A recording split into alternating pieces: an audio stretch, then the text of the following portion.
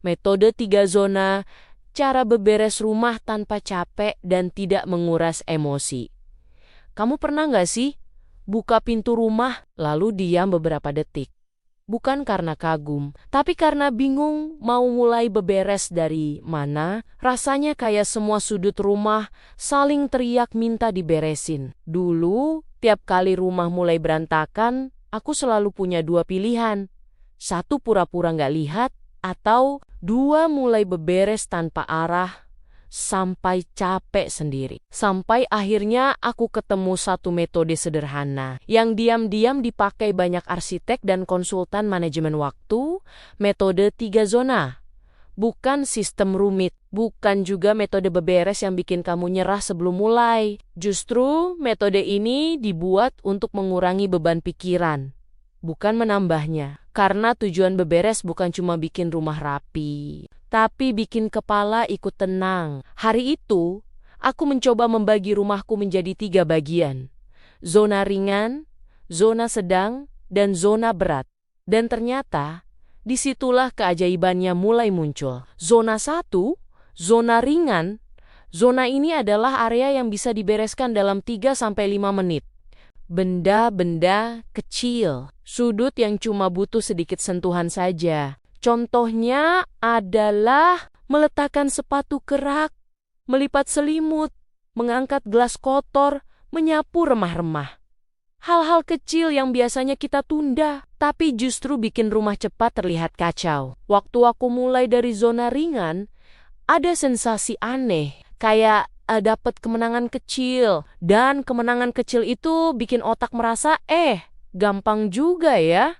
Itu kuncinya. Zona ringan memberi sinyal positif yang bikin kita mau lanjut. Zona 2, zona sedang. Ini bagian yang butuh sedikit usaha, tapi tetap masih manusiawi. Kayak merapikan meja kerja, menata rak dapur, atau membereskan kamar mandi cepat. Saat beres-beres zona sedang, aku mulai merasa sedang mengontrol hidup. Berantakan yang tadinya bikin deg-degan, pelan-pelan mulai jinak. Dan hal menariknya adalah, karena zona ringan sudah dituntaskan duluan, zona sedang terasa jauh lebih ringan daripada bayangan. Zona 3, zona berat.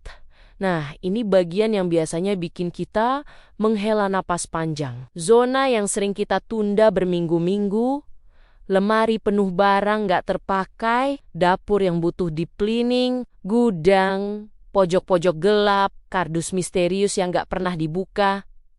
Dulu, aku selalu nunda zona berat karena ya capek duluan, tapi setelah 2 zona sebelumnya dibereskan, ternyata energi mental udah cukup terkumpul buat menghadapi zona terakhir ini.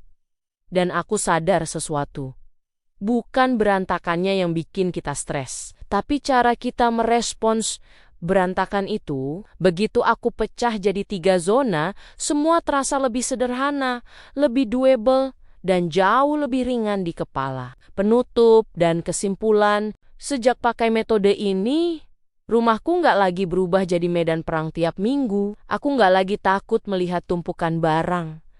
Nggak lagi overthinking mau mulai dari mana. Karena aku tahu, selama aku selesaikan zona ringan, zona sedang, dan heavy zone akan menyusul pada waktunya. Rumah rapi itu bukan soal energi besar, tapi soal langkah kecil yang konsisten dan teknik yang tepat. Kalau kamu juga sering capek secara emosional waktu beberes, coba deh metode ini.